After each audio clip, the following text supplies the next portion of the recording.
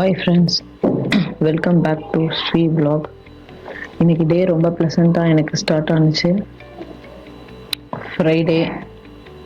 So morning dosa with peanut சட்னியோட இன்னைக்கு day start ஆனுச்சு. சாப்பிட்டு முடிச்சுட்டு கொஞ்ச நேரம் அப்படியே ரிலாக்ஸாக இருந்தேன். வீட்டு வேலையெல்லாம் கொஞ்சம் பார்த்துட்டு ரிலாக்ஸ் பண்ணிகிட்டு இருந்தேன். லஞ்சுக்கு என்ன சமைக்கலாம் யோசிச்சுட்டு இருந்தேன். ஓகே, ஃப்ரைடே சாம்பார் வச்சிடலாம் அப்படின்னு சொல்லிட்டு சாம்பார் வைக்க ஸ்டார்ட் பண்ணிட்டேன். ஃபஸ்ட்டு ஒரு வாட்டரை பாயில் பண்ணிவிட்டு ரைஸ் வச்சேன்.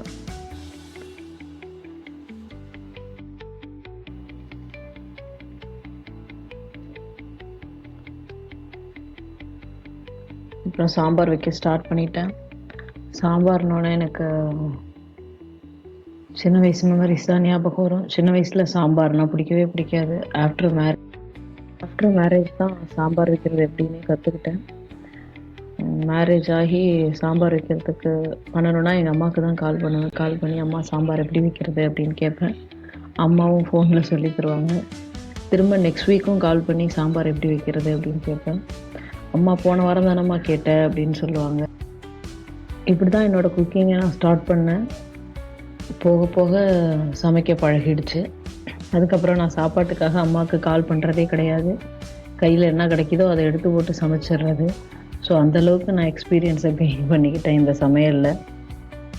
இன்றைக்கி என்ன சாம்பாரில் என்ன வெஜிடபிள்ஸ் போடுறதுன்னு பார்த்தா வெஜிடபிள்ஸ் எதுவுமே இல்லை.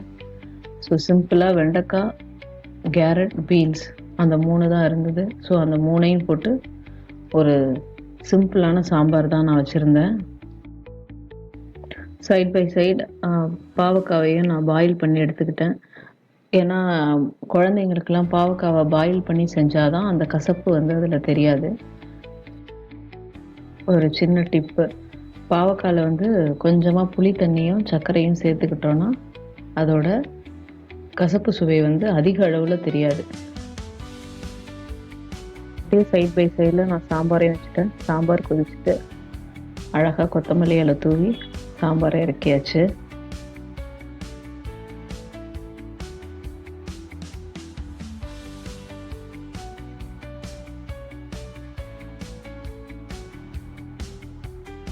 பாவக்காய் ஃப்ரைக்கு கொஞ்சமாக ஆயில் சேர்த்து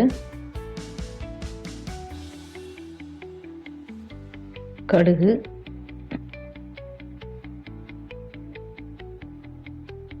வெங்காயம்,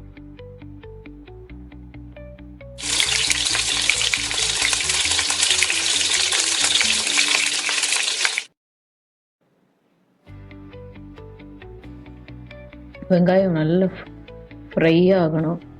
பச்சை கலர்லேயே வெங்காயமாக இருந்ததுன்னா உங்களுக்கு அது டேஸ்ட்டாக இருக்காது. ஸோ வெங்காயத்தை நல்லா ஃப்ரை பண்ணிவிட்டு ஒரு 2 டொமேட்டோ அளவில் தக்காளி அடித்து அதில் சேர்த்துக்கோங்க. தக்காளி பச்சை ஸ்மெல்லு போகிற வரைக்கும் நல்லா வதக்கணும்.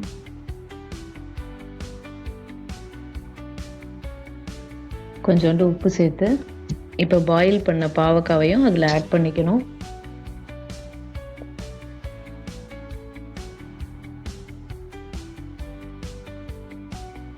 கொஞ்சமாக மஞ்சத்தூள், தேவையான அளவு மிளகாய்த்தூள் சேர்த்து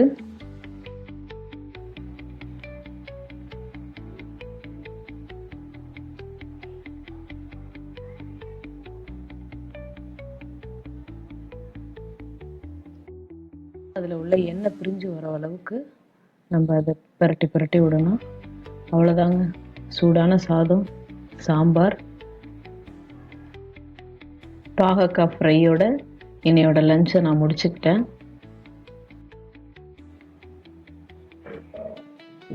உங்களுக்கும் இந்த வீடியோ பிடிச்சிருக்குன்னு நினைக்கிறேன். லைக் பண்ணுங்கள், சப்ஸ்கிரைப் பண்ணுங்கள், கமெண்ட் பண்ணுங்கள். தேங்க்யூ.